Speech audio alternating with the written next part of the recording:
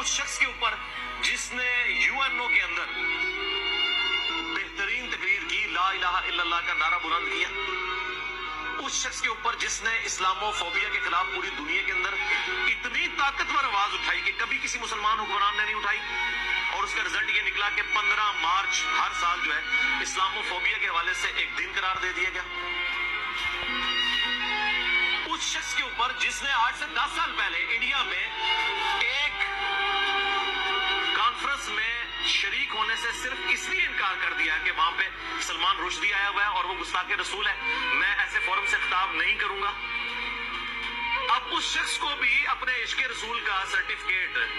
इन जाहिल मौलवियों से लेना पड़ेगा, इन जाहिल पॉलिटिशियन से लेना पड़ेगा, इन